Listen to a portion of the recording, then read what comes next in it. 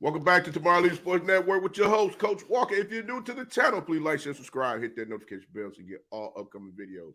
For all my leaders out there, y'all know the drill, y'all know the routine. If you haven't done so already, hit that notification bell, like, comment, and share these videos as well. Guys, guess what? This is week 12. We got a bunch of games that's going on today. We got playoffs games going on for the CIAA as well as the SIAC. We got games for the SWAC as well as the MEAC. Guys, this thing's going to be jam-packed today, so we're just going to jump on in and get straight to it as far as what all are we looking to see today. I know many of you out there are ready to see the Florida Blue, Florida Classic between Bethune-Cookman and FAMU, as well as the Alcorn State versus JSU game today. We got a couple of other games as well. We got the Texas A&M versus Prairie View. Let's see how that one turns out today. I know that one's going to be a lovely one for sure. We're going to have a lot of folks out here wondering, like, what in the world are we doing? Let me check out a couple of these comments here. We got folks already in the building. What's going on, good people? Talk to me. Let's see what we got going on here. Welcome everybody in here right quick. Positive motivation with Bree. How you doing? Let's go. It's Capital City Classic Week. Yes, indeed. Who you got out there, positive motivation with Bree? Talk to me. Who else we got here? We got I ain't got to put my glasses on because my eyes is messing with me. It's been a long week. Bullock, greetings. Latwan Bullock. I'm sorry if I got your name wrong. Greetings, everybody. I'm glad everybody's in here with me this morning. Let's have a little fun with this thing, boy. It's been a rough week for Coach. I haven't been feeling the best. Went and did my father-daughter thing this past week. Went to Virginia, came back. That weather kicked my behind. Do you hear me? I did not understand the fact that the weather from here in Georgia going into Virginia dropped 20 degrees, guys. That's how crazy it is. So if I sound like Lou Rawls, y'all, some of y'all know Lou Rawls. If you know Lou Rawls, let me get a thumbs up out there. You know that song he's talking about, you'll never find. Yeah, that guy. See, I got the voice going today. You know, I can go ahead and do me a little karaoke. I might win a couple of dollars a day. You feel me? But yeah, guys, I see. We got the Alcorn. There we go. That's what I'm talking about. Alcorn State. Hey, I got it right there. I was saying, where my shirt at? I got it right behind me. I'm sorry, guys. I got it right behind me. But yes, indeed, guys. We got like I said, we got some stuff going on here today. Jam-packed day. We got a lot of great games that's going to go on out there today. We're gonna have some great competition. But yeah, we're gonna go ahead. We're gonna jump right on into this first game here. We got NCAA Division II Super Region 2 playoffs between Bowie State and Lenoir-Rhyne. Who you got? I'm gonna tell you right now. I was looking at film last night on this Lenoir-Rhyne team, and they are very fast. They got a number 5 on that defensive front. If you do not neutralize him, he's gonna kick your tail all day long. He's gonna disrupt your offense. Anything that you're looking to do, he's gonna disrupt your offense. I'm just gonna be honest with you. He is the battery that goes in the battery pack that gets everybody going. I mean, it's just that simple. He's not. I mean, he ain't playing no games with it. I mean, he's in the he's playing in the A and the B gap, the 1 and the 3 technique. I'm just saying he whooping folks behind. Their defense, they go wide 9. They also got speed on offense. Like I said today, Jerome Johnson, everything that he does back in the backfield, it has to be precise and on point. He cannot make any hesitant decisions when it comes to throwing the ball. He has to release that ball on time to his receivers. They're going to have to find all of the now, don't get me wrong, on defense, they do leave pockets out there for Bowie State to get busy and do what they need to do as far as throwing the ball. Now, running the ball, that's going to be a totally different ball game because they're bringing 8 strong.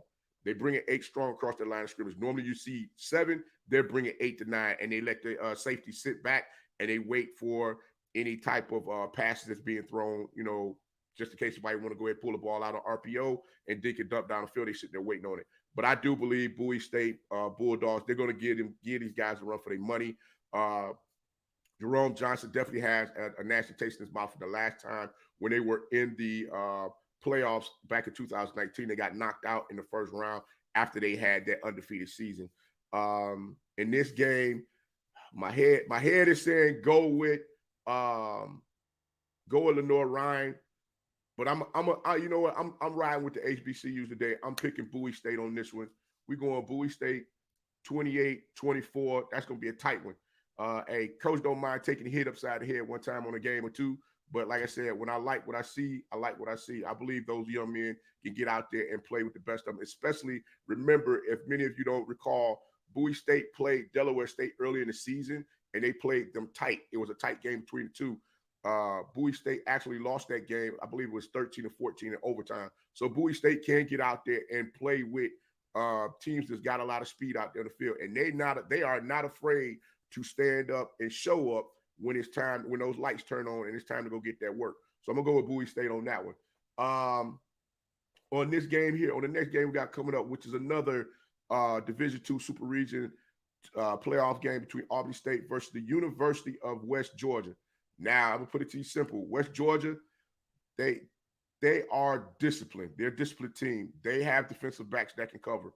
So Banu, if he gets out there and gets sloppy with the ball today, he will be looking at that ball going back up the field the other way for pick sixes all day long. So he has to be accurate and stay on point with what he's doing. So that's one thing he needs to keep in mind as well. What we got over here? Bowie State for the win yet? Hey, indeed, Chief. That's right. Chief Kitchenways, that's right. We're going with Bowie State on that one. You daggone right we're going Bowie State on that one. Because the simple fact is they are able to get out there and do what they need to do and compete. I like that team. I definitely like Bowie State on that one. Let me see here. We say Tennessee. Ooh, Chief Kitchewaya. Tennessee State versus Mississippi State. I want to say Tennessee State, but they've dropped the last two.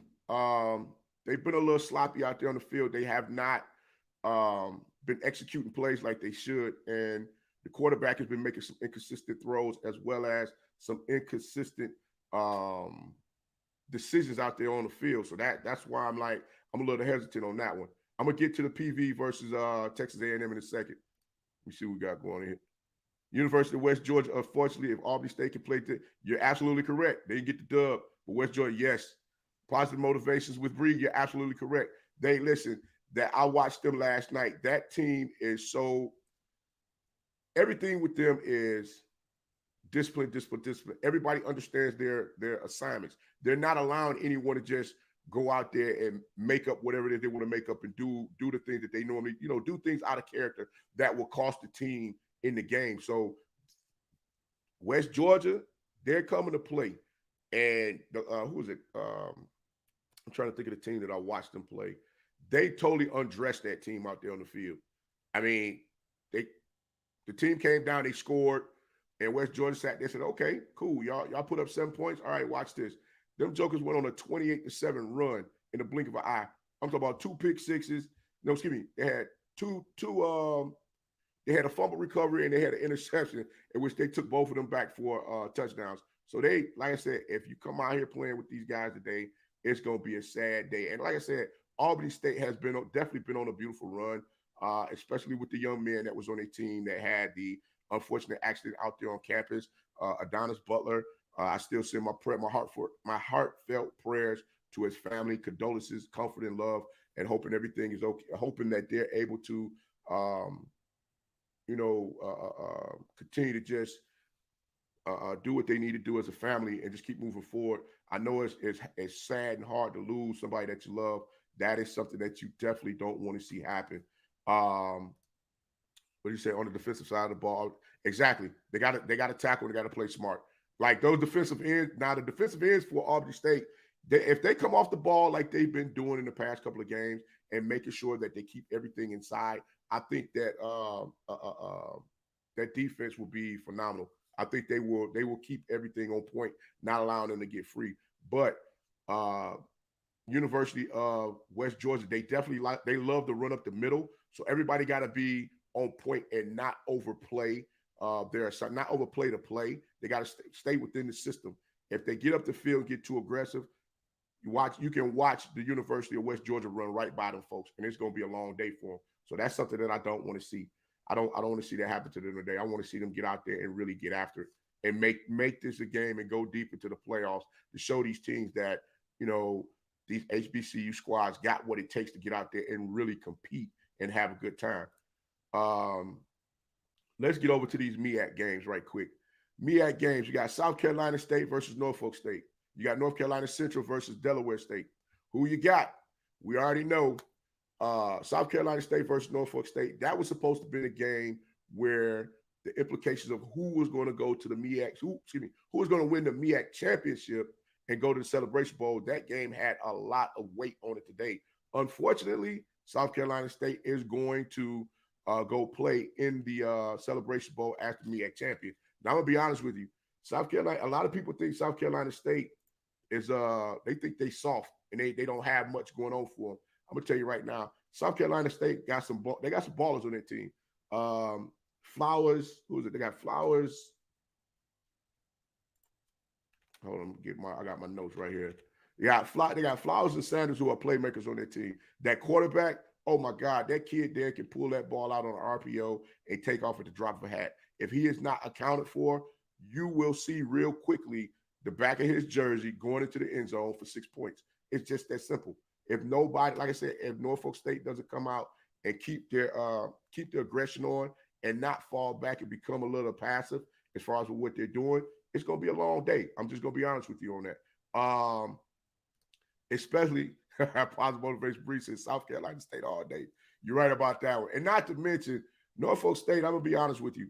They dropped 2 games in which they had leads. I did a video a couple of days ago. They were up on Delaware State 26-0. They lost that game 28-26.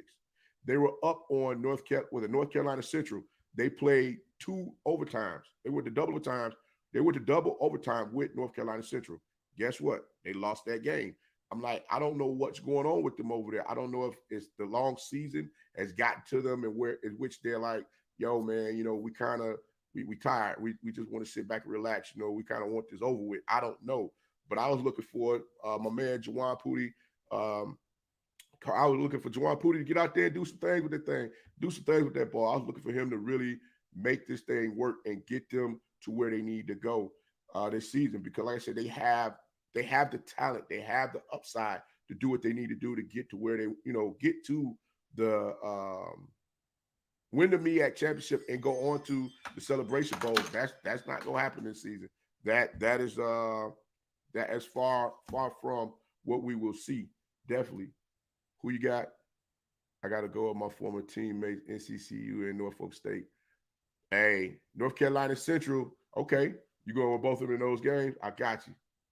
We got Delaware State. Hey, you're right about that one. Positive motivation, Bree. I'm with you on that one. Hey, Savion Wilkinson. I actually interviewed that young man early on in the year, like before the season started, during the spring. That young man is a phenomenal person. And I told him, I said, I ain't betting against you again, son. I said, every time I know when they give you the ball, it's curtains. You get ready to go to work on some folks. North Carolina Central versus Delaware State. Delaware State, I had them picked as the team that was going to go to the team that was going to win the MEAC this year. Unfortunately, that's not going to happen. But I will say this, they got great upside.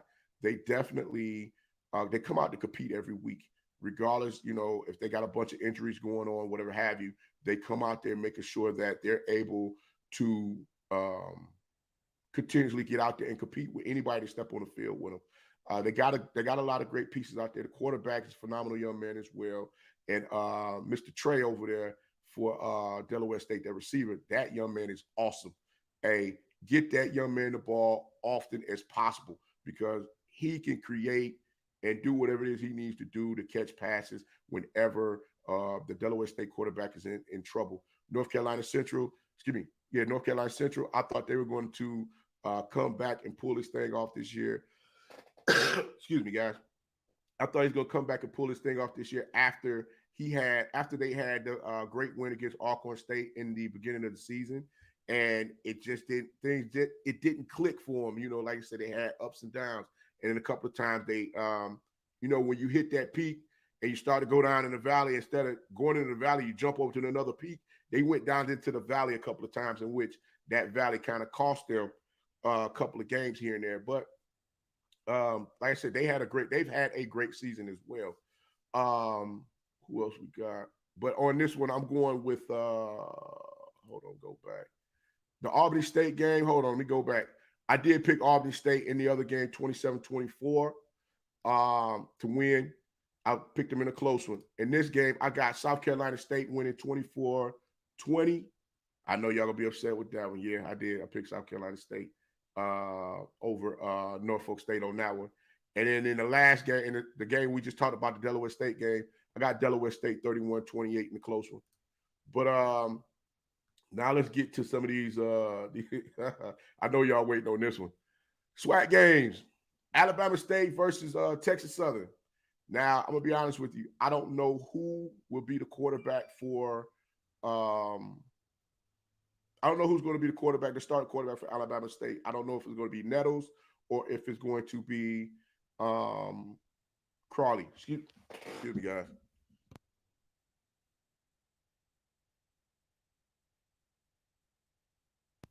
I'm sorry. I didn't want to cough into the mic, guys. I apologize. I don't know if it's going to be Nettles or if it's going to be Crawley. But I do know this. Andrew Body is over there for daggone Tennessee State. And he ain't playing the radio. That young kid's special. Especially if he can get out there and control, take control of this game early and often, throwing the ball to his receivers. I mean, he got a great receiving core out there that really will allow him to do what he needs to do. Give me 1 second, guys. All right, I'm back. I'm sorry. So we're going to see what's happening with that and see how everything goes with that game. I do. With that being said, I'm not going to lie to you. Alabama State's their defense right now, that front three up front for Alabama State, if they can get off and cause some problems, keeping Andrew Body from getting comfortable in the pocket and making sure they're not allowing him to just take off and do whatever it is he want to do. I promise you guys, Andrew Body's going to make this a game. This kid's going to throw for at least 275 today, and he probably will run for another 100 plus, because I don't see where the Alabama State defense is going to be able to slow him down. I don't see it. But if Alabama State comes out there and play in a manner in which they're capable of playing, I think they can come out there and really make this a competitive game. This probably will become another shootout like the game between Alabama A&M and Texas Southern last week, in which Akil Glass, he got the best of them in that game. Got to give him credit. Them young men put up, well, I think they threw combined, was it for 800 plus yards? I mean, they were putting it up out there last week. So I got to give them that one. But in this one, I got Texas Southern 35-20. For all my Alabama State fans out there, Coach, do apologize. I'm just saying right now, there's been a lot of inconsistencies going on as far as play. You don't know who's going to start at quarterback from week to week. You still got your running backs out there with Merritt and Ja'Cory Merritt and Ezra Gray. They're out there giving you all that they have. For the life of me, I don't understand. Like I said, Ezra Gray don't have a problem with running up into the forest with all of those big trees in the middle of anybody's defense. But for the life of me, I don't understand why we're not getting him out in space more often and allow him to utilize the speed that he has. Ja'Cory Merritt is the big back. You're not feeding him enough for him to really get a rhythm, for him to get going. So that's going to be an issue today with these two teams. So that's why I say if the running game is on point for Alabama State to do what they need to do, I think Alabama State will win this game. But I don't think that's going to happen because, like I said, coaching and everything else that's going on, I don't believe that they're going to be able to pull this one off. I just believe that Texas Southern is going to go out with a bang and let everybody know, hey, look, get prepared for us next year because we're coming in here to wreck shop. So I'm going to go with Texas Southern 35-20 on that one. Let's see what y'all got going on over here. She said, that's right, Texas Southern. All right.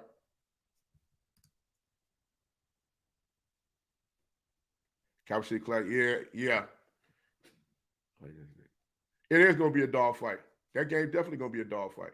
I don't see that game go. I don't see that game going down no other way. I mean, period, point blank. I'm like, I just don't. That one I don't see. Matter of fact, let's go ahead and talk about that one. I had that one last. We're going to talk about it now. Jackson State versus Alcorn State. You daggone right. It's going to be a dogfight because of the simple fact is this. we already know Coach Mack is not going to let that team come out there and they be unprepared. As we saw yesterday, Coach Prime got the players off campus and they went and stayed at a hotel. So he's definitely trying to make sure everybody's locked in for this game because, like I said, there's going to be a lot of there's going to be a lot of chatter, a lot of noise going on right now, and you want to stay focused as far as what you're looking to accomplish. Remember one thing: as many as I'm sure many of you, like myself, watch professional sports, the NBA, the NFL, and we see all the time how these teams, they mess around, they play a team who has the opportunity to knock them out of the playoffs, to keep them from getting in. And what happens? That team loses to them. They find a way somehow to get back into the playoffs, and guess what? That team makes a run and go get a championship when you should have went ahead and did your business in the first place and didn't. This is not something I believe Coach Prime understands that. He's like, yo, we ain't having that this week. We're going to make sure everybody's locked in. We're going to do everything we need to do to get these young men ready and prepared for this game. Now, you got Bowler and Pringle out there as the receivers. As I stated in my pregame, I believe there will be some man zone going on for those two receivers, making sure that they don't get loose. Now, I don't know if who was that, Weidman and Nugget. I don't know if those two are playing today. I keep hearing rumblings one way saying that they are playing, one rumbling saying that they aren't playing. So I'm just gonna sit back and wait and see if I see these young men touch the field or what's going to happen from the due to the issue that they had last week in the Southern game. So we're gonna see what's going on from there and then make a move, make a call on that. In this game, I'll be honest with you, I did pick JSU to win this game. And I got a little looser than everybody else. I got 33-24. Reason why I say 33-24, remember this. Yes, Alcorn State's going to come in there and fight. The offensive line, they only have three of the starting linemen from the 2019 team that are playing with them. In which, yeah, they're beginning to gel together.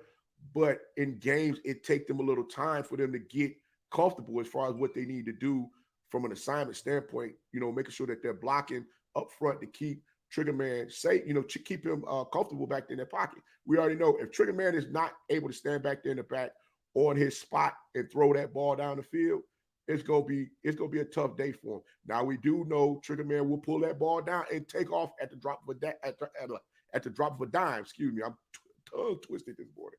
He would take off at the drop of a dime and get up the field and go. Because guess what? He's trying to find that open receiver. And if he's not there, he's looking to keep moving those chains, which that's what any quarterback is going to do. But in this game, I honestly believe that front seven for Jackson State, they're going to find a way to neutralize Felix Harper, making sure that he stays in the pocket and he don't get loose on him. I'm just being honest with you on that one, guys. That's how I see that one.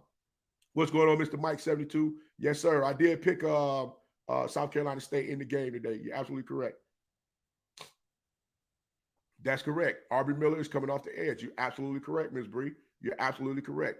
So that's going to be another issue there. Like I said, and matter of fact, listen, let's give Gaddy some credit. Gaddy has been balling his behind off this year with all of the criticism that he's taken.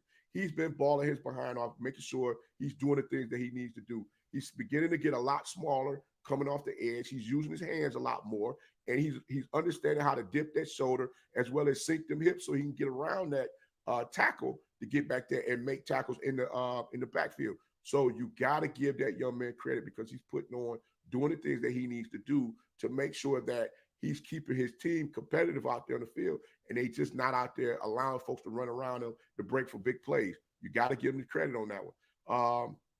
But like I said, I got a new nickname for Shador. I'm going to start calling Shador Ghost. That's for real.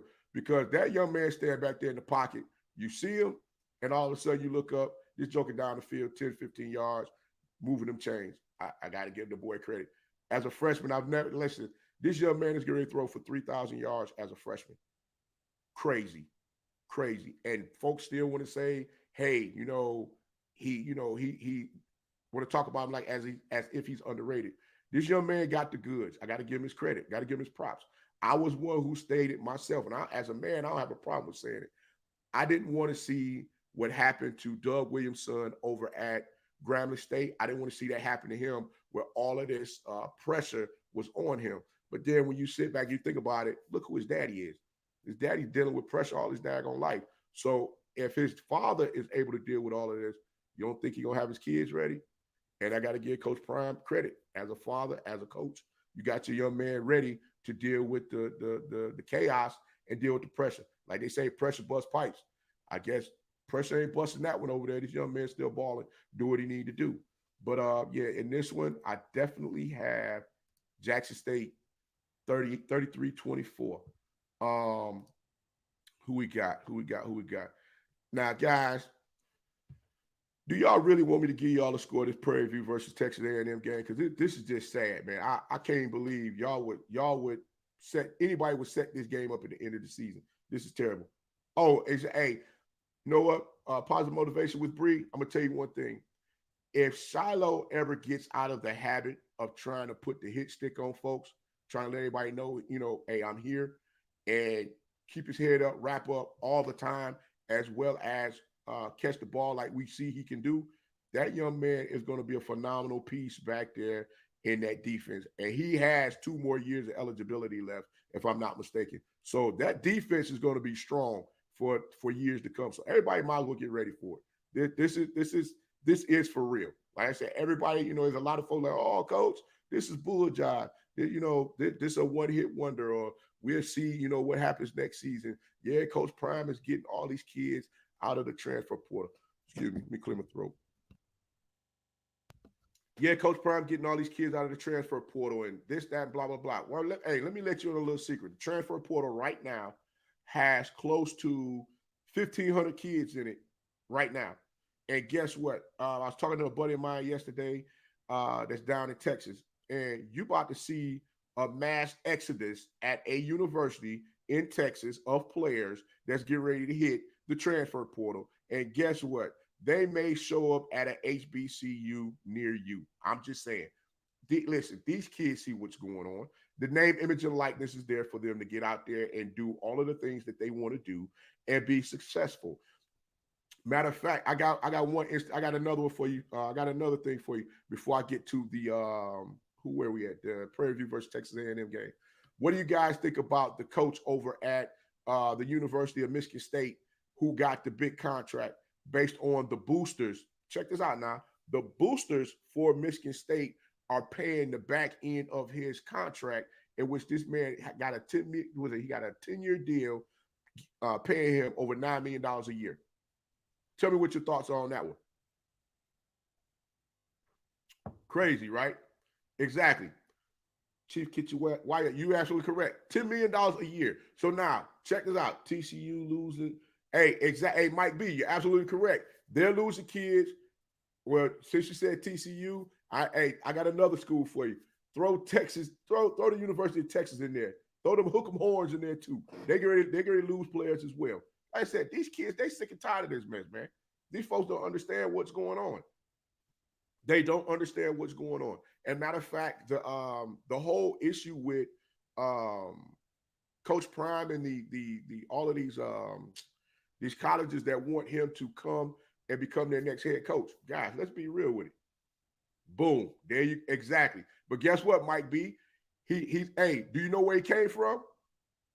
That coach came from the University of Alabama. He was on Nick Saban's staff. Matter of fact, I'm going to give you another fun fact. Remember the NCAA championship game? Alabama was down. Justin Hurts was in the game as the quarterback, and they pulled him and put Tua in. At he's at Michigan State now. He was at the University of Alabama years ago. He became the Colorado head coach. He didn't last there long. And then I think he went to one other stop and then went to Michigan State. Yes, that's the coach that pulled Jalen Hurts out the game and put Tua in for Alabama, for the University of Alabama to go on that run that they went on. Man, when I say full circle, these people know what time it is. And they knew that the coach could possibly get pulled by LSU to come over to them, and they was going to pay him at LSU. That's what's so crazy about it. That's why I said this game's so dirty, man. Everybody don't understand just how dirty the game is.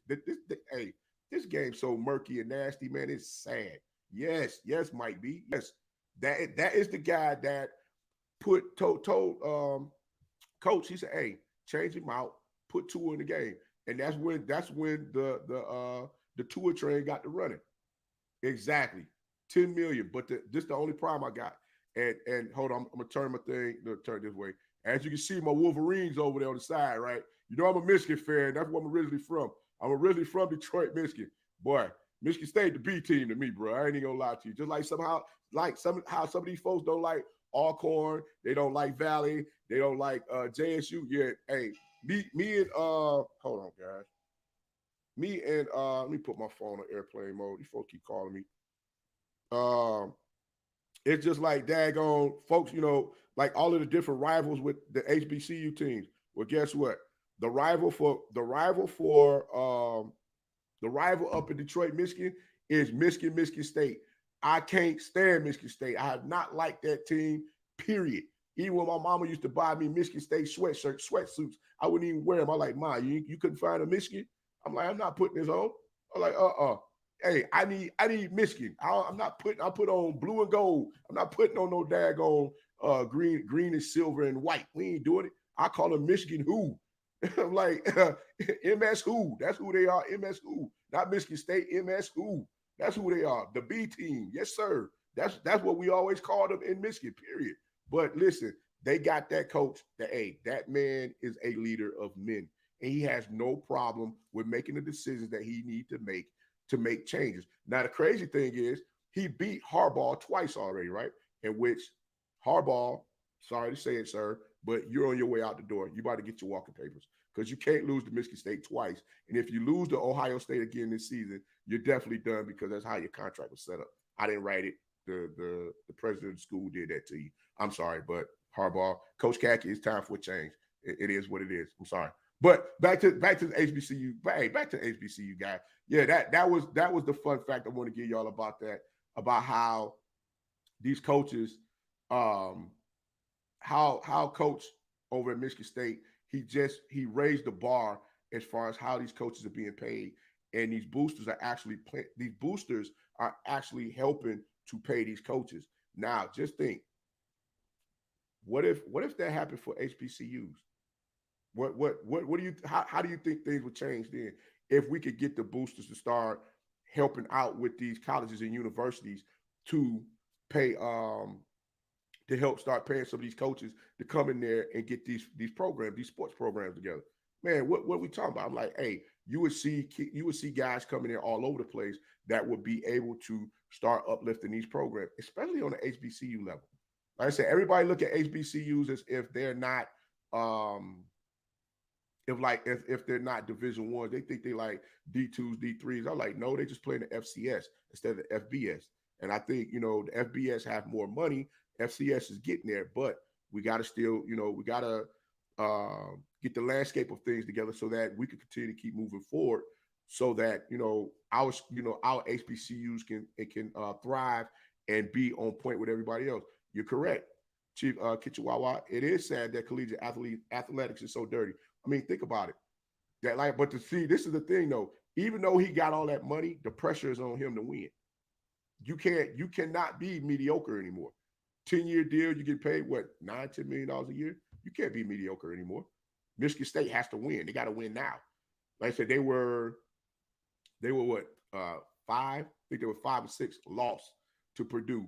Purdue. I think they lost to Purdue, and then they dropped again in the standings. So that is what everybody got to understand when it comes to this game. I'm like, if you're not productive, they don't want you anymore. That's why the coach over at TCU, was it Patterson? I think his name is Patterson. That man had been with that program 24 years. He started out as a defensive coordinator, right? He became the head coach. He got them to winning seasons, and he did some phenomenal things there with the program. And then all of a sudden, guess what? He said, hey, they decided they wanted to fire the man because guess who was behind the firing? The boosters. You had this big conglomerate of boosters said, we don't want them anymore. You got the smaller conglomerate of boosters said, whoa, don't do it like that. Let's get through the season. Let's keep everything in house. We'll have a conversation with him after that, and then we'll go in whatever direction we need to go. They were like, no, we want to get rid of him now. So when they got rid of him, guess what happened? Now you sitting there looking like, okay, everybody's in an uproar, like, whoa, we got to do something to get everybody to come in and listen to what we're talking about, to take their mind off of what we did to this coach over here. Hey, what's a good name to use? Ooh, the best name out there to talk about, Coach Prime. We're gonna talk. Hey, throw Coach Prime in the hat. Throw him in the hat. You know, he can't really. He's not gonna refute it. He's not gonna say, "Hey, it didn't happen." Why? The man laid up right now. So what do you expect him to do? He gonna sit back and say, yeah, okay. I'm sure he probably mad as heck because, like, wait a minute, y'all throwing me out here like this, and I can't even, defend myself. But yeah, I ain't trying to. But like I said, it makes for good theater with everything else that's going on because everybody want to know. Everybody's gonna stay glued to, all right, what Coach Prime gonna do. Like I said, I personally don't see Coach Prime being a lifer. I don't. I see him in some over time, saying, hey, look, I'm gonna go somewhere else and do something different. But right now, let this man breathe and have fun. He's bringing excitement and joy to all of us watching HBCU sports, regardless if he's playing against our team or he's coaching the team that we love. Let him enjoy and do what he needs to do to continue to keep uplifting our young men to get them to where they need to go. You need to put eyes on this on these HBCUs and quit playing games. Exactly. And Reggie Barlow is another one. Great guy. Reggie Barlow is another great guy. He was at Alabama State and then let him go. That's that. Like, come on, man. Like, come on. I'm like, and again, Virginia State picked him up. He's doing some great things over there. Matter of fact, he's rebuilding over there right now. He got what's my kid? He got one of the running backs over there from JSU. Great young man. I interviewed him as well early on this year. So Reggie Barlow, Coach Barlow, doing some great stuff over there with Virginia State as well. But like I said, there's great coaches out there in which we got to uplift everybody. You get what I'm saying? It's just we got to continue to keep raising the bar for HBCU sports, letting everybody know, hey, look, come be a part of this and see what's going on. Now, who else we got here? Now, let's get back to this Prairie View game. Prairie View versus Texas A&M. God, don't be wrong with you. He is a stimulus package. He's definitely a stimulus package. Prairie View versus Texas A&M. Guys, y'all, let's be real here. I do believe that these guys are going to play in this game. If this game get out of hand, I don't listen. There's a few young men over there on that Prairie View team I believe can go play pro. Pass being one of them. I don't see Pass sitting out this game. I don't. Matter of fact, I don't see Pass coming out of this game, period, if the game get out of control. Why I say this? Because of the fact that he has to show that he can actually go out there and play against top-tier competition so that he can go play on the pro level. If he can't do that, guess what? No pro team is going to want him. This is dress rehearsal for a lot of these kids. And a lot of these kids, like I said, if they're not taking this seriously today and go out there and look just any old kind of way, it's gonna be a rough day for them. And I hope and pray nobody gets hurt. I just hate that this game is set up at the end of the season, especially after they made such a great run. I do believe Dooley will have those young men ready. I believe their front seven will give Texas A&M some problems. I do believe it gives some problems today. I don't think they're just going to go out there and lay down and let them walk over them. I don't see that happening. But I'm going to be real with you on this one, guys. I did not pick Prairie View winning this game, but I do have Texas A&M sending a message to 21. And why I say sending a message, because when I watched who was that play earlier this year? Was it Bethune? Was it Bethune? FAMU. Either FAMU or Bethune-Cookman. They went out and played one of the Florida teams, and they came out there and just kicked their teeth in. I mean, and that, like I said, watching that game hurt. I mean, and why I say it hurt, because you're looking at these young men come out there on the field and they just getting, they're getting beat on. It's like if you got kids that play a lot of the football games. I forgot what the name of that daggone game is. It's a football game where the football players are different characters, and it's this one thing. It's a play on there where you can get style points. So it's like teams are trying to get style points. Matter of fact, I think it was South Carolina. Was it South Carolina State versus Clemson, one of them games, I forgot that. I'm trying to remember the game, the actual game it was I was watching. And that team went out there, and I mean, they got it handed to them bad. And I'm just like, guys, why did y'all schedule this game, man? I'm like, I get it. You got kids that want to go play pro, but they are out here undressing these kids, man. I'm like, come on, we got to do better than this. I'm like, this just ain't cool. But competition is competition. I'm all for it. Hey, everybody want to get out there and compete. Go, baby, go. Let's go. So I do believe Prairie View will put up 21 points on those guys. I believe Pass he will have a decent game today. You forget he played with the University of Louisville, so he's already mentally prepared to go out there and play against Texas A&M. So he would definitely get out there and make it happen today. That I do believe. Alabama A&M versus University of Arkansas Pine Bluff. I believe Akil Glass is going to go out there and have a legendary day. Why I say that is because of the fact I think this is their last game, if I'm not mistaken, on the schedule. And I believe that Akil Glass, along with the outlaw receivers, they're going to go out with a bang. Now, on the other side of the coin, the University of Arkansas Pine Bluff, I don't know which Skelton is going to come out and play today. Excuse me, not Skelton, which Skylar Perry is going to come out and play today. Skylar Perry is going to come out and play today. He's had an up and down season this year, in which the game, like I said, that game between Alcorn State and the University of Arkansas Pine Bluff, that was a game I think was a backbreaker for the Golden Lions, in which Coach Gamble, I'm sorry, Coach, you gambled the game, you gambled that game away.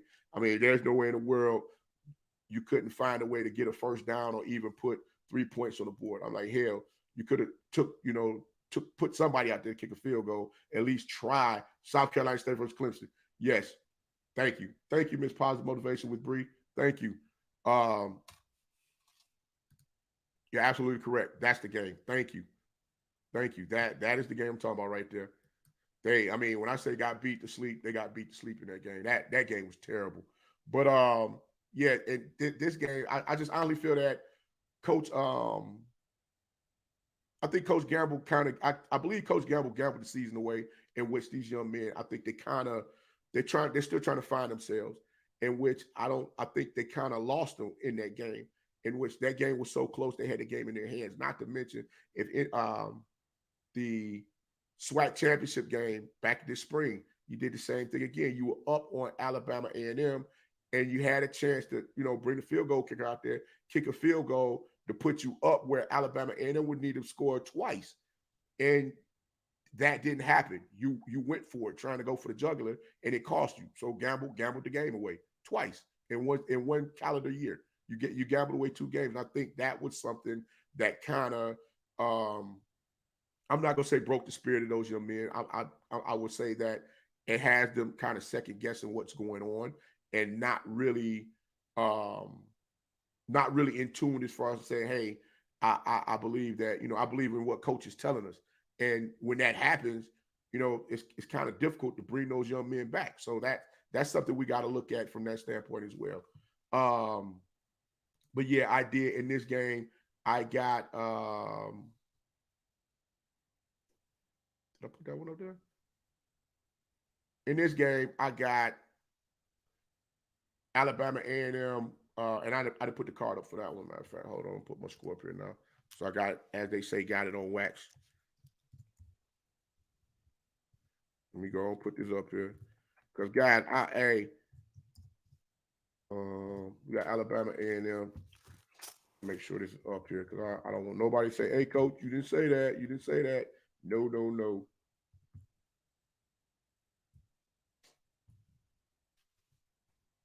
I got Alabama A&M on that one. I got Alabama A&M 42 equal 24. I got Alabama A&M beating them 42-24, not 42 equal 24. I believe they're going to have. I believe Akil Glass is going to have a true. He's going to have a big game today. I definitely do believe that if the defensive backs for University of Arkansas Pine Bluff can keep themselves engaged in the game and not get caught up out there, I believe that they could probably keep this thing close. I'm not going to sit here and say the University of Arkansas Pine Bluff don't have the players to get out there and make this a game. They do.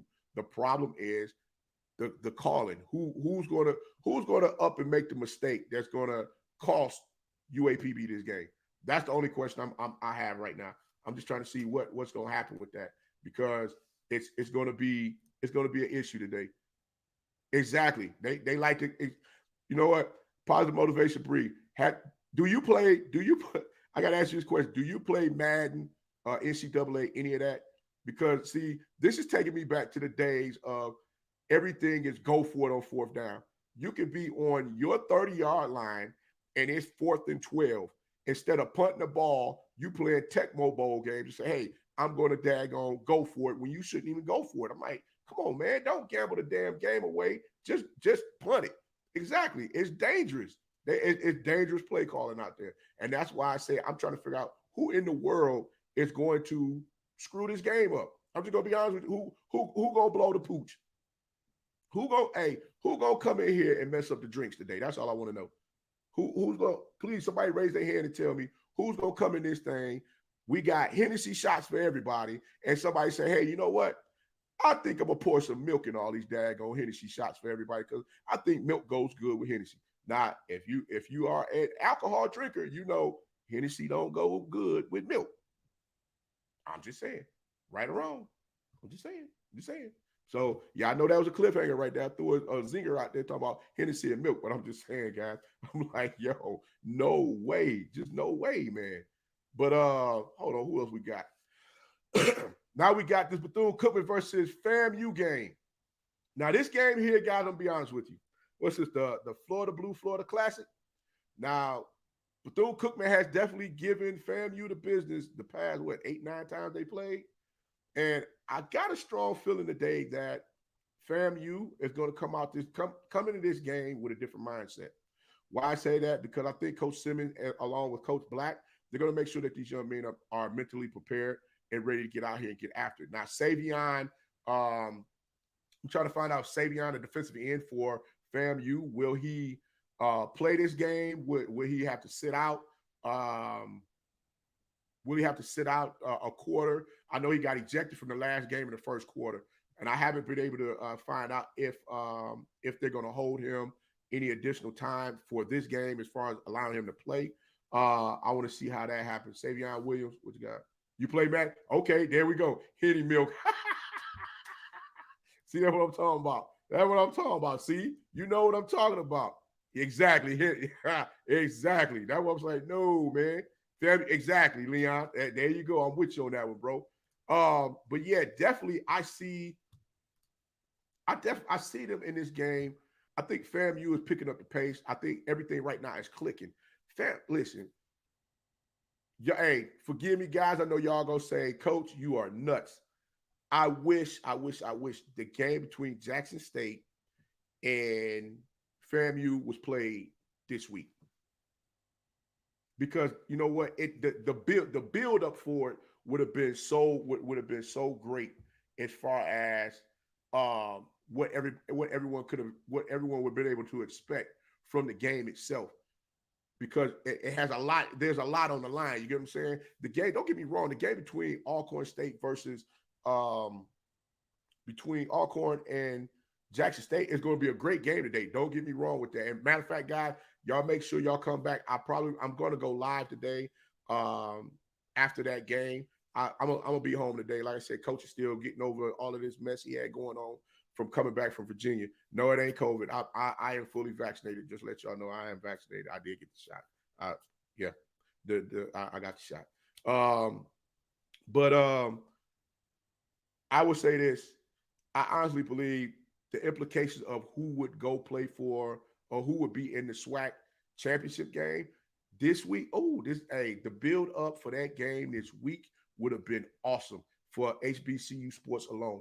I'm not saying the Alcorn game is not going to be just as impactful, but I'm just saying that the storylines behind that, the storylines for that game between FAMU and Jackson State, if they were playing this week for the SWAC East Division title, man, shoot, that would be sweet.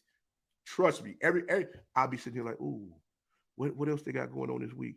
Who else got another story going on? Hey, because it would have just been entertaining. Everybody would have been trying to find out what the heck going on. What did I miss all season? This is what you missed all season long. So that's why I'm saying, guys, we got to continue to keep uplifting and bringing this thing to the forefront. Hey, you know what, FAMU bringing that smoke. They want all the smoke with everybody. I mean, you got those two safeties back there in the back. They're not allowing anything to come across them. I think it's Bell, and I forgot the other young man's name. And then you got Bonnet, you got Smith, and then you got those big running backs in the backfield for FAMU that ain't playing no games. So if it was targeted, it usually the first quarter or the first half. So Miss Bree, even if he got put out for, Savion smacked the kid upside the head last week in the game that they played. So with that, he got ejected in the first quarter. Matter of fact, I don't think they were even 6-7 minutes into the game, and he got ejected. So would that count this week too, or is he going to be out? Because that's one thing I've been trying to figure out how that works. Somebody let me know how that one goes.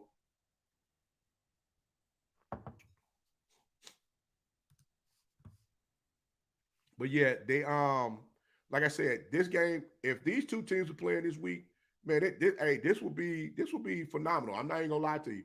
Like I said, the storylines of this game will be something so incredible that everybody would just be glued to everything that's going on.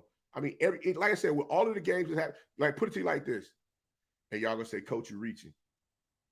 But if FAMU, just stick with me here. If FAMU and Jackson State was playing this weekend for the SWAC East Division Championship, do you think that game would be as top billing as the Michigan State versus Ohio State game today? I'm just saying. I'm not saying above, but close enough. Let's see what them comments look like out there. Somebody talk to me. Matter of fact, I got one even better. Let's do this. I got one even better. Hold on. I got one even better. Coach gonna do this. I'm gonna bring you on. I'm gonna let you talk about it. Where's it go?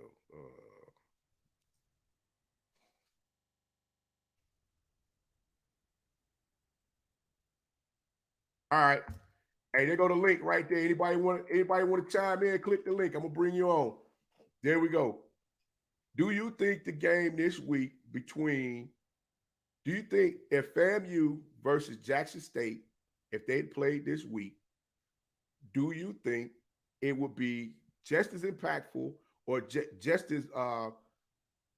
as watched, or maybe a little more watched than the game that's kicked off right now between Ohio State and Michigan State? Anybody want to touch that one? I got the link right there. I'll bring you on right now. I'll share the screen with you. Let's talk. Who want to come on the show? Who want to come on to Tomorrow League Sports Network show with Coach Walker? Go ahead, go for it. Come on, hit that link. Indeed, guys. Like I said, hey, I like doing this, guys. I've been having fun doing this the last couple of times. I want to make this a little more interactive. What y'all think out there? Y'all think Coach need to come on and be a little more interactive or what? Talk to me. Leave me some comments below and let me know. Should Coach be a little bit more interactive with these live videos, these live shows? Hey, do me a huge favor, guys. We got 30-something folks in here. Let's get them likes up on this video for me, please. Let's get the likes up on the show. Let's get the likes up, please. But yeah, definitely, like I said, I do think that I'm not gonna say that it would be more watched than that game, but I think it would be close to I think the views will be just as close as the Ohio State versus Michigan State game right now. That's just my personal opinion. I mean, I could be wrong, but like I said, I like to see the raw data when the numbers come down and see exactly how that goes. But I mean, I honestly feel that HBCUs have a great product out there, and I think a lot of people are sleeping on the product. I mean, think about it. He's okay, cool. Thank you, Miss Bree. So he should be able to play today. Cool. So you got Savion Williams out there. If he playing today, hey, y'all trust to believe hey, this is the one thing that I like about the transfer portal. You got all of these young men coming into these programs, and they don't understand the magnitude of these rivalry games. They don't understand the magnitude of a lot of these different classics that's going on. So they just going out there to play. They're going out there to do whatever the heck it is that they need to do to make sure they position their team to win this game. And in this game today, I'm gonna be honest with you, Bethune-Cookman has surprised me, especially with them finally getting things in order with their offense. Not only are they using Bird at running back, but they brought the other young man in too. They're allowing him to run the ball, so everybody's not keying in on Bird as soon as he get in the backfield, touch the ball. Because now what they've started to do with Bethune-Cookman, they've changed it up a little bit as far as, okay, Bird is in the game. Everybody's thinking Bird is getting the ball. So the defense is sagging up. And guess what? You got Black or Patterson. They're going over top with the ball to those tall receivers that they got. Man, they got, like I said, they got two receivers at what, 6'4", and then they got a tight end at 6'4", a receiver, two tight ends, 1'6'4", 1'6'2", and they got another receiver that's 6'3". I'm like, man, come on, they got nothing but trees out there. So definitely, I think today, this game between FAMU and Bethune-Cookman is going to be a good game. It's definitely going to be a good game today. I think that it's going to be a chess match. But I honestly believe Willie Simmons and his coaching staff, they're going to be ready for this. I think they're going to come out there. They're going to get this one today. There you go. FAMU 31-17. I think FAMU's going to turn it up today. I think they're going to turn it up. They're going to go into the FCS playoffs. I think I honestly believe FAMU can be a dangerous team. But the key ingredient is McKay. If Rashawn McKay stay within the program, stay within the program, stay within the system and do everything that he needs to do, I honestly believe that young man is going to do some things. It's going to shock some folks. He had a lot of growth in 2019 when I forgot the name of the other quarterback that was there, because they were interchanging them into the game periodically, letting McKay get some rhythm as far as being out there and play. And then this year he was a little off, and they had to bring the other quarterback in and let him, get situated, in which everybody was hoping that change was going to work. But I think that I believe that young man will be ready in time. But I think the bright lights at the time in which they brought him in to play was a little too bright for him, and he couldn't sustain the heat that was coming. And not to mention, FAMU, they figured out a few things with their offense as well. They started moving some pieces around, and they started getting them plays in there where they were able to make that thing work and make it happen. And I'm like, yo, they went on that run, and that was all she wrote after that. So FAMU, definitely, they're going to get this game today, 31-17, even with the height matchups that they may have at with the two tight ends out there on the field. I don't know if Black and Patterson can really keep the team in the game. I mean, their games have been so what's the word I want to use? It has been so just up in the air. It's like you don't really know what they got going on. If they're gonna which guy's gonna come out in the game and do what they need to do to make sure that they're able to be successful out there on the field. So that's one of the other issues that I have as well. So we're going to see how that works out also. But I do believe, like I said, FAMU going to get that game today, 31-20, 31-17. And I think it was somebody in the comments. Hold on, we got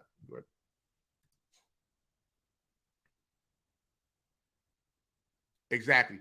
Kennesaw State, East Tennessee State, and Elon. Hey, Lawrence Reeves, I'm going to tell you right now, Kennesaw State, I've actually been out to their facility. They got a great facility out there within 5 years for what they've been able to build and how they've been able to build that program. Kennesaw State ain't playing no games, man. East Tennessee State, yeah, they may do a little something. Elon is special. But the thing is, see, the one thing I like about Elon is their discipline. Their discipline is hell, man. It's like these guys. What's the it's a team. It's a youth team we used to play called the Cowboys. It was the Alpharetta Cowboys, and they used to run this play called the picket fence, right? And basically, all they did was the line would just step back like this together. Like when the ball is snapped, everybody step back, and that was the fence that they put up to keep you from coming up the field to get after their quarterback. And they just ran the ball to the opposite side of the field, or they'll mess around and run the ball directly at your behind, and you be sitting there talking, man, look here, what in the world? And nobody could ever stop that crap. I mean, we used to always call that the fence, the picket fence. Here go the picket fence. Watch this. And I'm like, and you had to really sit down and study because they were so disciplined in their blocking, and everything that they did was disciplined when it came to running the ball, the routes that they ran, the passes that were thrown. Everything was precise and crisp. And that's why I said, man, it's gonna be something to deal with. Mercer and Mammoth will win. They'll take 2 spots away from. Yeah. And that's the one thing that I don't like about that as well. I was hoping that FAMU was gonna have a chance with those losses that came, was it last week? So we're gonna have to wait and see how that goes. But like I said, FAMU right now, they're definitely playing for an opportunity to get into the playoffs. I hope they do. I mean, hey, Mr. Reeves, I promise you, I would be so happy to see them get a chance to go play in the playoffs, because the simple fact is now you have to sit back and say, dag, okay, one of the HBCU squads made it up in here. Now what? We got to take a look at everything and see what's going on. But my $1 million question is, for next season, will some of those schedules change so that they have the opportunities in case they don't get a chance to go play for the SWAC championship, or they don't get a chance to go to the Celebration Bowl, where they have the opportunity to go play in the FCS playoffs? That's the only question I have. I'm not looking forward to anybody saying, hey, we need to host. You already know, to host the daggone playoffs is going to host a playoff game. You're looking at upwards to $250,000 just to get that game. So imagine what the ticket price is going to be for people to get into that game. Not to mention, you got to make that money back off. You got to make that money back in some capacity with concessions, parking, and ticket sales.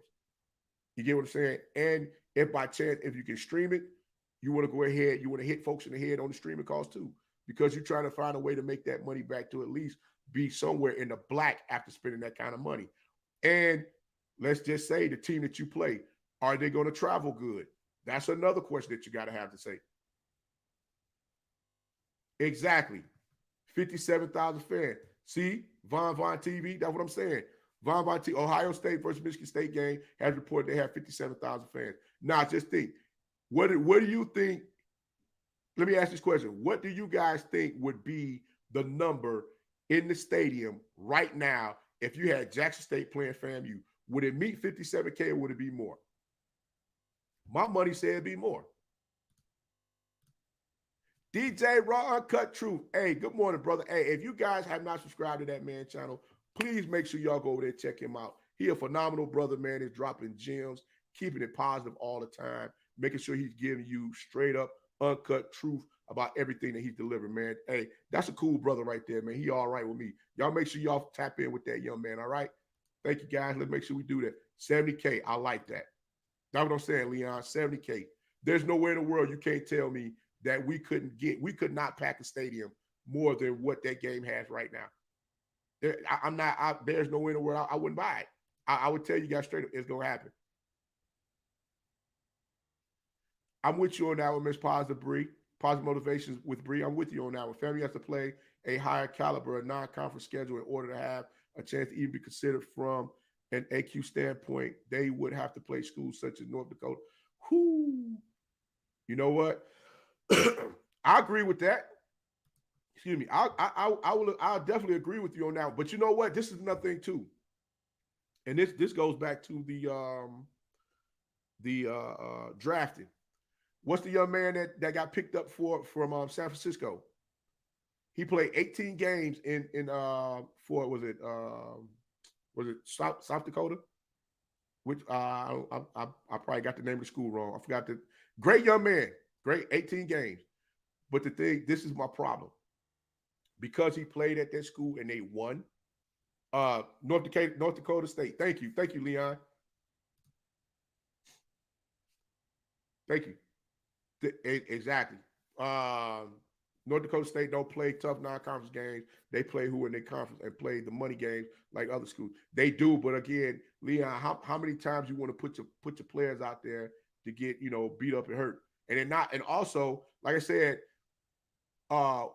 which as of late, let me get that right too. They had success. They did. They did. You're right. You're right about that. You're right about that, Leon. You're right about that. Lance, thank you. Thank you, Von TV. Yes, hey, y'all tap in with Von TV as well. Hey, check this out. What got me with that young man is, like I said, phenomenal young man, play 18 games. Are you trying to tell me that you put Akil Glass in that same system that Lance played in at the college university he was at, he would succeed? I mean, he's already succeeding now with the outlaw receivers that he has. Trey Lance, you're absolutely correct. You're absolutely correct, Von TV. You're absolutely correct. You trying to tell me he wouldn't succeed with that? He wouldn't succeed in that program. I'm just saying there's a lot of young men that's in these HBCU streets, on these HBCU programs, that have the ability to be drafted to the next level. And we got to uplift them. Like I said, yeah, we talk trash all the time about all of these players out here on the field of playing stuff that they do from week to week. Because let me put my arm on my armchair here. We like the armchair quarterback, as a lot of folks like to say. And a lot of times when we crucify these kids, it's kind of like when I help young men and young women out with their college recruiting, I always tell them that you never know who's speaking about you. So be mindful of the people that you keep around you, as well as be mindful of those that you come in contact with, because you may come in contact with somebody and lead them with a bad taste in their mouth. And then guess what? A recruiter will come into the school and then speak to that person. And guess what? That person is going to tell them that everlasting nasty taste that you left in their mouth, how bad of a person you were, or maybe how good of a person you were, depending upon the situation. And that's where I'm like, guys, we got to be careful with ripping these kids, because you know what?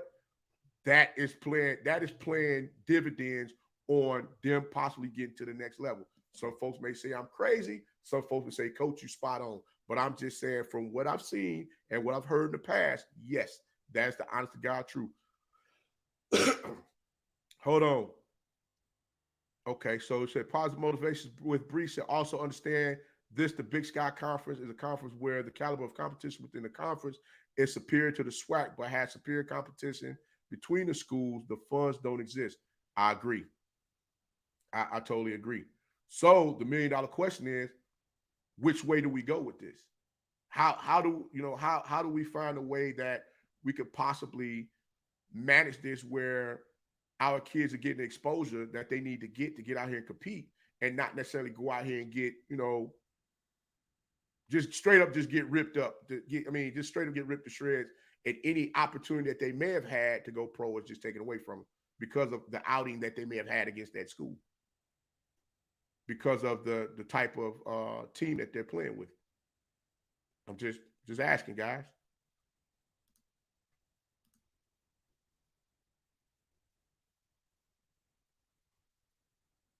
I agree with that one too, Leon.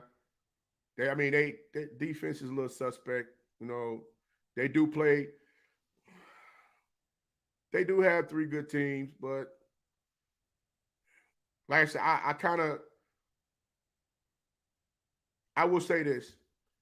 They do need to a lot of these schools definitely need to tune. They need to turn it up a little bit with these daggone schedules. Somebody out there got to find a way to figure out what's going to be the next move for this. Because honestly, truly, there's nowhere in the world that you should have these teams out here looking like this, where they don't have an opportunity to go do something different outside of what's going on. Like I said, give them the opportunity to go play pro. Not play pro, but give them the opportunity to go out there and play in that playoff game.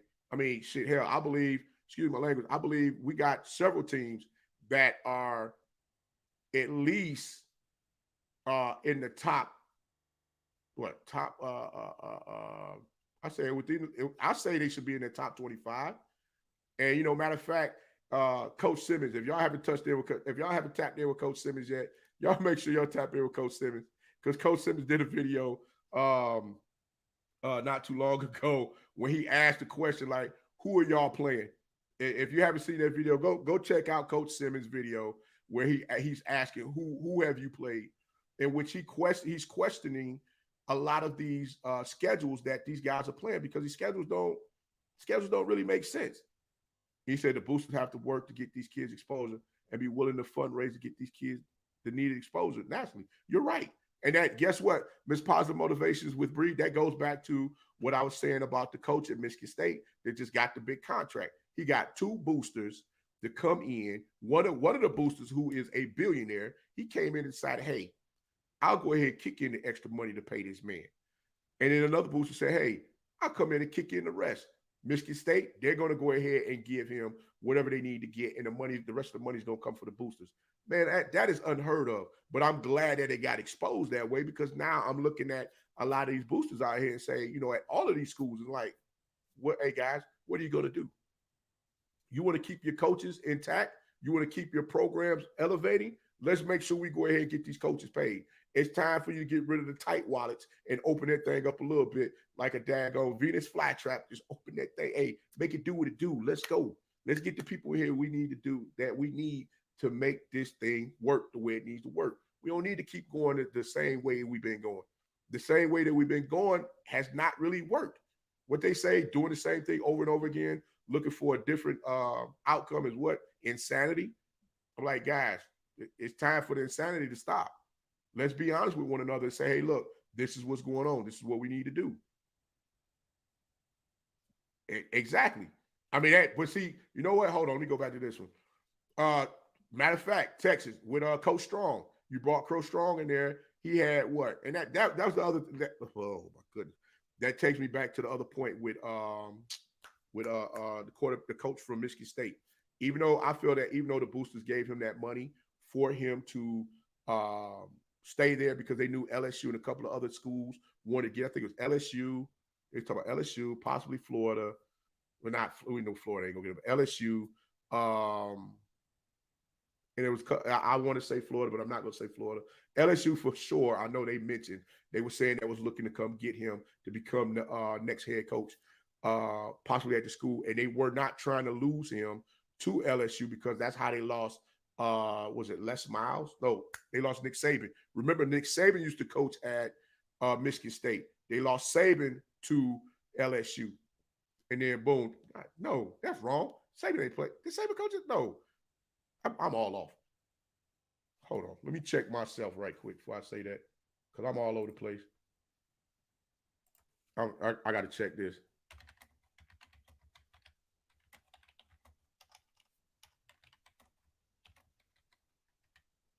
Nah, I probably was right and didn't want to second guess myself for no reason. Hold on.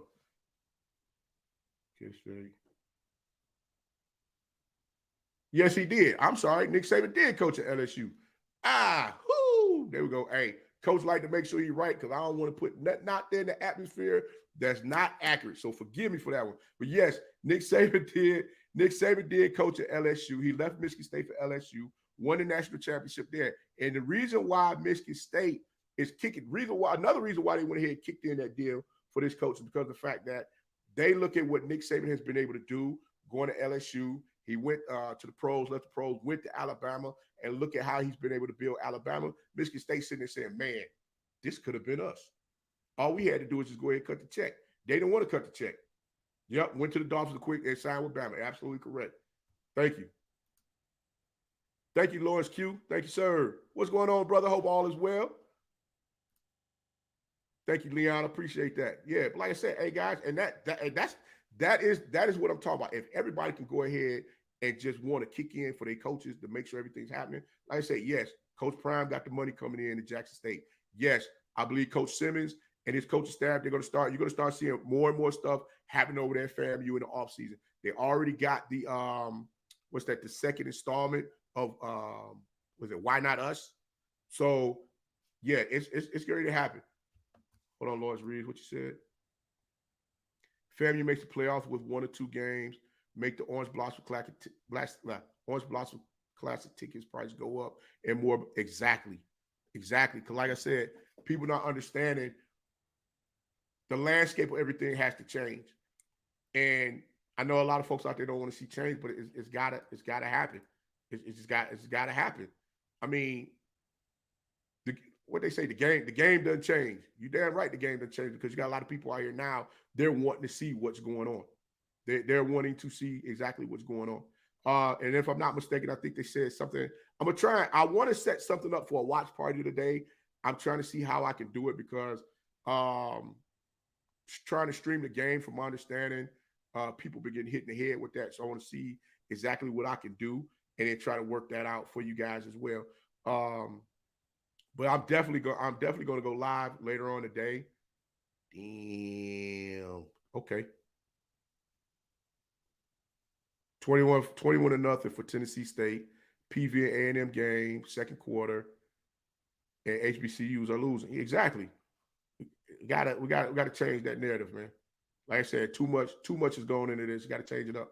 Like I said, we gotta. Like I said, as long as we continue to keep supporting one another and doing the things that we need to do, I'm with all of that. Hey, matter of fact, any of you out there have any businesses, send me your information via social media, or you can email me. The description is in the description to reach me is in the links to reach me is in the description below. I'm sorry, tongue twisted again. Wiki wow.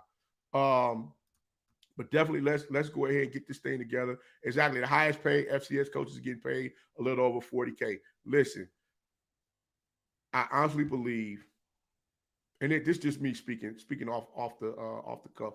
I honestly believe when this is all said and done, I think Coach Prime is going to change the landscape of not only how coaches are being paid, but also how these programs are recruiting these young men to become a part of these HBCU teams, these HBCU programs. I believe that. I believe that. Why I say that is because of the fact that there's so much out there for these HBCUs to get their hands on. I don't think some of them have or know. They don't have the assets to do. See what I tell you. Exactly. Ohio State and whooping Michigan State. Get out of there, coach. Go to LSU. Exactly. See what I'm saying? He got, and guess what? The sad part about this is that's going to be the conversation when this game is over with. They're like, wait a minute. Y'all just gave this man a 10-year deal with all of this money, and you telling me they go out there and get their teeth kicked in like this? Come on, man. You got to be kidding me. That is what I'm talking about. That's why I said, in this instance, I ain't mad at him. Because, hey, give me a thumbs up out there if you would have took the money. Give me a thumbs up out there if you would have took that contract, or you'd say, hey, can y'all sign me for something a little lighter than $10 million a year? Can y'all sign me for maybe 6.5 or 7? How many of y'all out there would have took the deal? Give me a thumbs up out there. Regardless of the fact of what may take place within the next 10 years, how many of you out there would have took that deal? You ain't signed yet? Okay.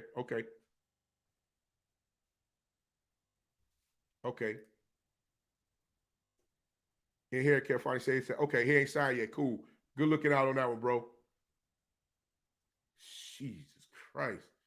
Wake Forest getting beat up in, oh my goodness, losing to Clemson. It is, hey, Chief Kichiwawa, you're right. The landscape is definitely changing. The influx of athletes will be coming to HBCUs in the next 2 to 3 years. And like I say, hey, listen, I'm telling you guys, watch out for them schools in Texas where it's about to be a change. It's going to be a mass exodus of these teams leaving those programs, and they're going to HBCUs. They're going to be scattered all over the place. And the one thing, and matter of fact, I'm going to break out a couple of segments also. I'm about to get back into, because this is the season for it to happen, recruitment. So guys, be on the lookout for the recruitment videos as well. If you have any family members, male, female, that need help or have questions with recruitment, I'm going to bring that to the channel as well. I'm going to bring that back also because, like I said, it's about that time for me to go back and get into these camps to see what's happening with these young men and young women. Also, like I said, with this transfer portal, as I stated before previously, I believe that it's going to hurt some of these young men and young women. Well, not necessarily the young women, but the young men that are um, looking to go play elsewhere. And that's gonna be something serious where we got to figure out a way that's going to be best suited for them to get to where they're trying to go. And I have a plan that I want to devise and give to these young men and young women if they need it, so that they can be successful in whatever it is that they're looking to do. Because like I said, I don't want to see these young men and young women lose out on fulfilling their dreams. And like I said, playing a sport that you love for free or playing a sport that you love and getting paid for it every day, that is a beautiful dream to have. And a lot of folks are looking to accomplish just that. They say, heck no, gotta play him. Ain't Lawrence Reeves, there's nowhere in the world I'm gonna sit my players on that one. Nope. There's no way. Reason why I say that, because guess what? Everybody, they'll come out there in the first half and they will look like they lost in the sauce. And not to mention the timing and everything will be off with the receivers and the quarterback. Not to mention the clock in their head, the game clock in their head will be slower as well, just by having that week off. I wouldn't even do it. So Pete, you got to be kidding me. They sat him already? Okay, guy, I'm going. You got to be kidding me. So what's the score of the game, Leon? Let me pull it up right quick, see if I can find it.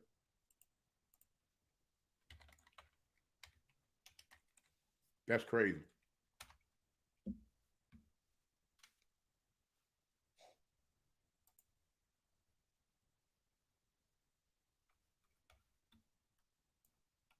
Hold on, guys. I'm trying to pull the game up and see what's the score. Damn.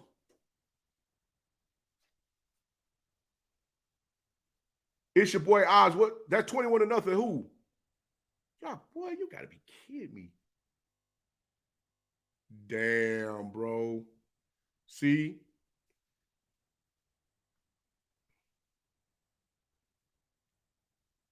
That's the PV game, 24-0? Hey. So if there's any PV fans on here, y'all saw what I put up there. That was the score for the PV game. I'm just saying, don't get mad at me. I said that was gonna happen. I said that was gonna happen. Oh my God. Okay. That's not good. Shoot. All right, guys. So hey, look here. I'm gonna go ahead. I'm gonna shut this down. Go ahead and get some more stuff ready for you guys this afternoon. Look forward to me getting ready to come back on here shortly. We'll go ahead and crank this thing up again, man. I appreciate all of y'all for rocking with Coach for the past hour and a half. He can't make a play. Hey, and here, Kafani, that was the one thing I kept saying. See, listen, that was one thing that I kept talking about all season long was the line play. And I wanted to dig in deep. I want to dig in a little deeper to talk about it because a lot of folks didn't quite understand the different nuances that go up there on that line of scrimmage. Like I said, I played that position. I played it very well.